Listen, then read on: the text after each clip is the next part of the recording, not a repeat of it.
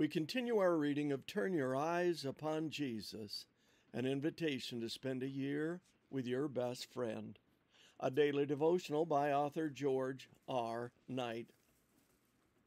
Today's reading, December 7, Judgment Completed.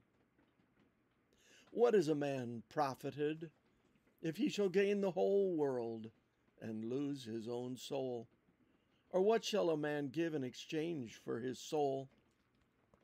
For the Son of Man shall come in the glory of his Father with his angels, and then he shall reward every man according to his works. Matthew 16:26 and 27. When Christ completes his priestly work of judgment in the heavenly sanctuary, he returns to earth to reward those who have accepted his grace and let it change their lives. Of course, some will have opted for some other reward, but the very logic of the flow of events demands the type of pre-Advent judgment set forth in Daniel 7. First comes the judgment, and then follows the Advent with its rewards. The judgment, of course, is not for God's reformation. Rather, it is public, because others need to be convinced that he is doing the right thing in saving some, but not others. The open nature of the event is the reason the Bible talks about books that record people's lives. What they have done is crucial in the judgment.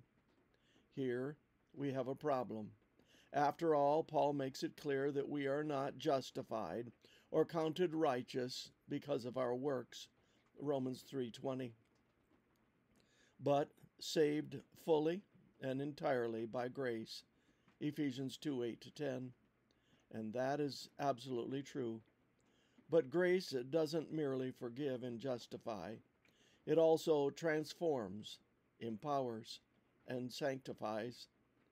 To put it another way, if you have been justified by grace, your whole life will change. You will not be able to continue in the same old, self-centered way. Jesus makes a difference in how people behave and think. Saved people will live by a different set of principles, and those principles will determine what they do in life. In other words, our actions indicate either salvation in the heart or a lack thereof. According to Jesus, both the heart and the life come up for review in the final judgment. Even Paul teaches that point when he writes that God will render to every man according to his works, Romans 2:6. And as we have seen, Jesus was big on doing since the beginning of his ministry. Not everyone who says to me, Lord, Lord, shall enter the kingdom of heaven, but he who does the will of my Father in heaven. Matthew 7:21. So the judgment is based on how those who claim to be Christians have lived their lives. And when the evidence is in and has been set forth for all to see in the pre-Advent judgment, then Jesus shall come with his angels to reward every man according to his works. What a glorious prospect for God's people. It is a day worth living for. This concludes our reading today of Turn Your Eyes Upon Jesus.